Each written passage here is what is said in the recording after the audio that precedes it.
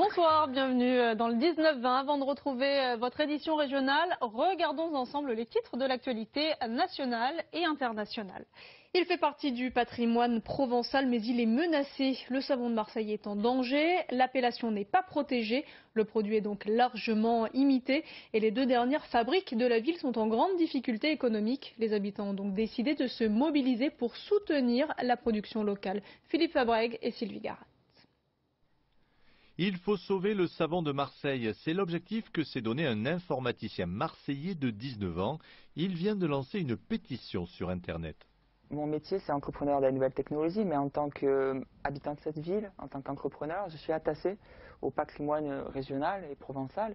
Et je pense qu'en tant que consommateur, en tant qu'habitant, on est tous un peu concernés par le savon de Marseille, qui fait partie de l'histoire de notre région, et que le défendre en faisant des initiatives, c'est un acte citoyen.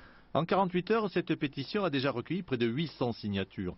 Une démarche soutenue par d'autres jeunes entrepreneurs marseillais. Sylvain Dijon et ses deux associés ont choisi eux de se lancer dans la production. Ils ont créé en 2010 la Grande Savonnerie. Ils transforment le produit de base que leur fournit l'une des deux dernières savonneries de Marseille. Et ils ont choisi le marché le plus moderne pour diffuser et vendre ce savon.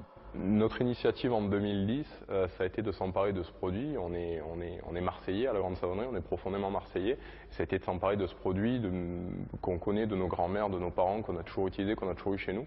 Et ça a été de le lancer sur le web et ça a été de le lancer sur Internet et d'offrir à l'Europe entière et puis au monde entier ce savon via Internet. Et ça a plutôt très bien fonctionné. Actuellement, ce biochimiste de formation initie les bacs pro du lycée technique Le Châtelier à Marseille à la production du savon. Une autre façon de sensibiliser un public plus large. On fabrique du savon de Marseille, on leur explique le procédé de fabrication, on leur explique les machines, ils travaillent sur les machines et de façon régulière et de plus en plus souvent on va être amené à travailler avec ces élèves qui sont marseillais et qui finalement redécouvrent et s'approprient ce produit et ce sera de la main d'œuvre qualifiée, j'en suis sûr, pour l'avenir. Ces jeunes entrepreneurs ont prévu d'ouvrir une boutique consacrée au savon de Marseille fait à Marseille en février sur le Vieux-Port. Une autre façon de sauver et protéger celui qui, avec la Bonne Mère et l'OM, fait partie du patrimoine marseillais.